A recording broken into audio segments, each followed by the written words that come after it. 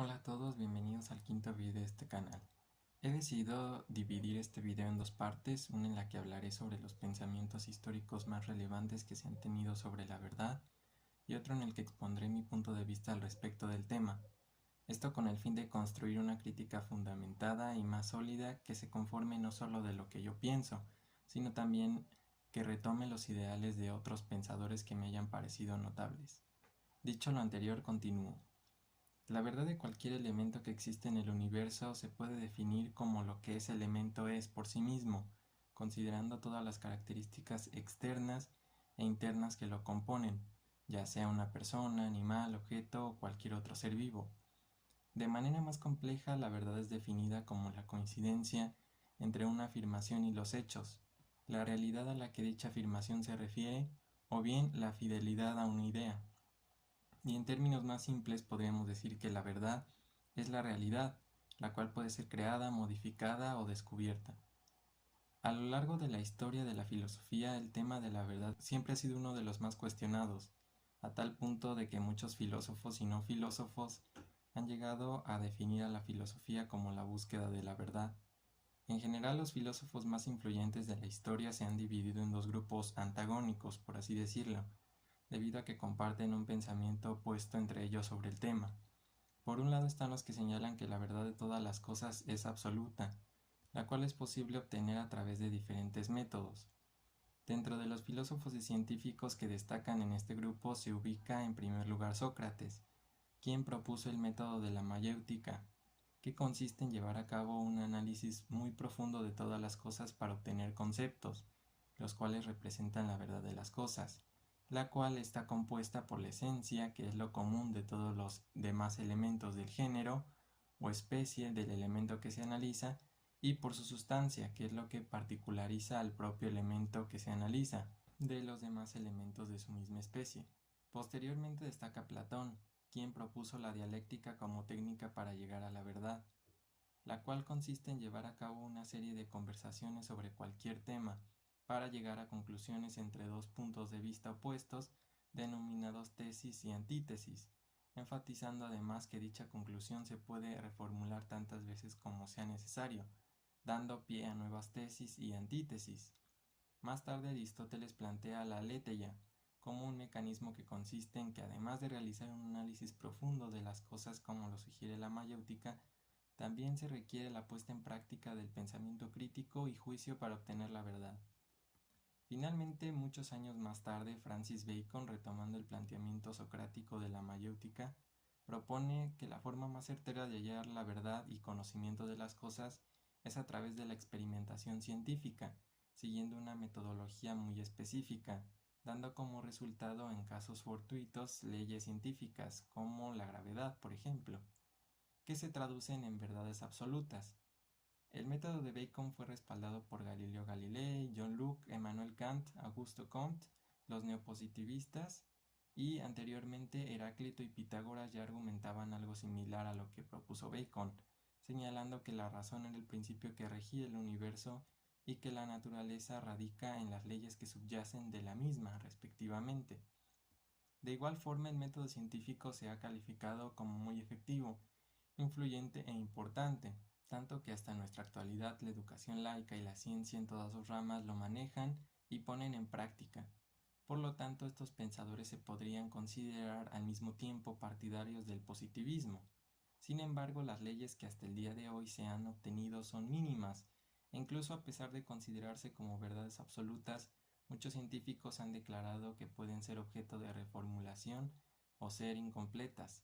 Tomando en cuenta esta última afirmación de la comunidad científica, es el momento idóneo para hablar del segundo grupo de filósofos y científicos que han hablado de la verdad.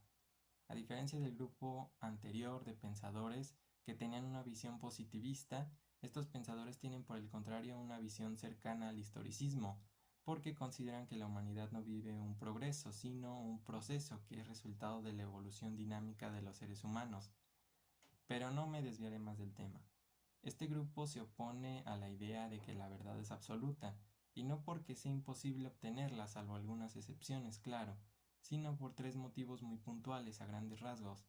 El primero de ellos es el empirismo. una doctrina psicológica que enaltece a la experiencia personal como un medio para encontrar la verdad, lo que obviamente difama y perturba la verdad y realidad, ya que promueve de cierta forma que cada persona vive en su propia burbuja, y al mismo tiempo ocasione mitos, estereotipos y egoísmo en la sociedad. El segundo motivo es que la verdad se vuelve relativa por los diferentes intereses políticos, económicos, sociales, culturales, etc. de las grandes esferas del poder, algo que sin duda la mayoría de nosotros coincidiría en que es algo totalmente cierto e innegable, que se puede reflejar por ejemplo en las historias oficiales de cada país, en las que se omiten los pasajes oscuros de estas y muchas veces se cuestiona que al ser los ganadores de los conflictos históricos más importantes, quienes escriben la historia, se pierden muchos detalles importantes y se ocultan actos inmorales, a fin de no perder el nacionalismo y patriotismo de la gente, así como también por ejemplo en los noticieros, en los que comúnmente se transmiten notas amarillistas que desinforman y crean cadenas de mentiras inmensas u ocultan la verdad por la conveniencia de los sectores que controlan a la sociedad. Y el tercer motivo, como lo mencionaba anteriormente, es que existen verdades que hasta nuestros días, por nuestra limitada tecnología o entendimiento, son imposibles o inaccesibles de obtener para el ser humano, como por ejemplo determinar si existe vida en otros planetas o saber cuál es el origen del universo. Sin embargo, este tercer motivo en realidad no es de suma importancia para catalogar que la verdad es relativa, pues podríamos considerar que estas son verdades relativas temporales, que con los futuros avances tecnológicos se podrían llegar a obtener. El verdadero objeto de análisis e interés sobre este segundo grupo de pensadores son principalmente los primeros dos motivos mencionados. Dentro de este grupo destacan los sofistas, que eran los encargados de impartir conocimientos en la antigua Grecia, quienes ponían en práctica el empirismo y corrompían el auténtico conocimiento de los antiguos griegos. Nietzsche, quien fue el primero en exponer que las verdades son en realidad consensos que aceptamos como sociedad, pero que muchas veces son impuestos en contra de la voluntad de todos,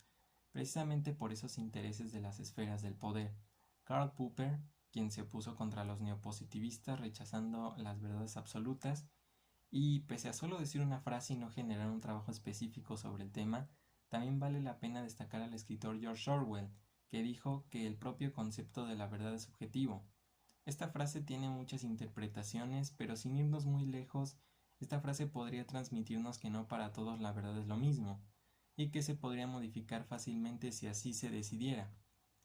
Mencionando este extenso antecedente histórico de cómo ha evolucionado el pensamiento que se ha tenido de la verdad en el transcurso de su estudio, ahora quiero dar un pensamiento personal, pero antes de hacerlo quiero dejar en claro que sí creo que todo tiene una verdad absoluta, que se transgiversa o nunca se obtiene por motivos que mencionaré más adelante, además de los que mencionaba Nietzsche o los sofistas.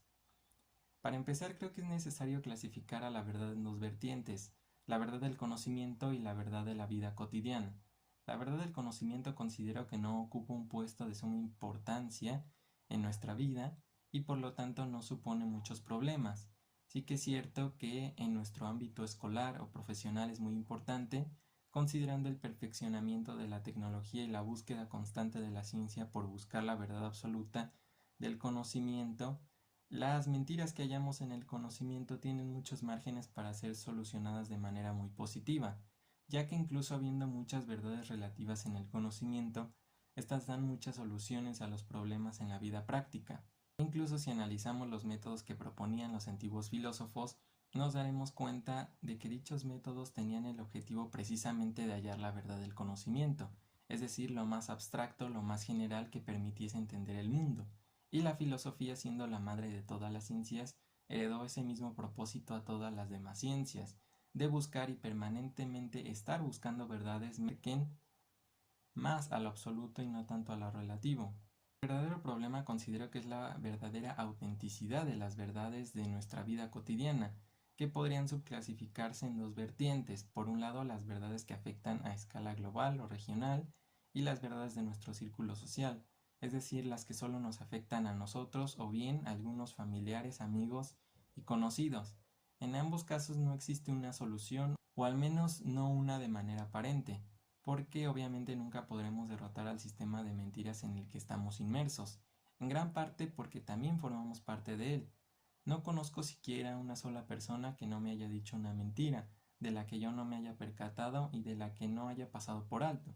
Algo que estoy casi seguro que la mayoría de nosotros hemos experimentado. Es algo que de cierta forma se encuentra dentro de nuestra naturaleza y que incluso puede llegar a ser hasta necesario hacer en algunas circunstancias, porque está claro que existen las mentiras que tienen buenas intenciones y buscan el bien común, y de igual forma hay verdades que perjudican. El problema claro es que hacer esto constantemente hace que sea imposible discernir aquellas mentiras con buenas intenciones de las mentiras con malas intenciones, como por ejemplo la forma en la que las grandes esferas del poder nos manipulan, por su conveniencia, y de ahí se forman mentiras globales que subyacieron de mentiras particulares entre una simple comunidad, como por ejemplo los estereotipos, que tienen su punto de partida en simples mentiras comunitarias que se transmitieron a más comunidades hasta llegar a convertirse en mentiras mundiales, que han sobrevivido con el paso del tiempo, y esto implicaría que casi el 100% de lo que creemos que es verdad es en realidad mentira. Y esto es preocupante en el sentido de que aquellas cosas que nos dan felicidad como el amor son en realidad una mentira construida por concesión social, que creemos que son verdad porque así nos hemos acostumbrado a ver. Tal vez los sentimientos sean en realidad un efecto secundario como producto del mismo engaño que hacemos a nuestra mente. También esto afirmaría que nadie tiene la razón absoluta y que todas las opiniones de absolutamente todas las personas tienen una validez. Y el no ser conscientes de ello es lo que a mi parecer hace que sea prácticamente imposible obtener la verdad absoluta de todas las cosas.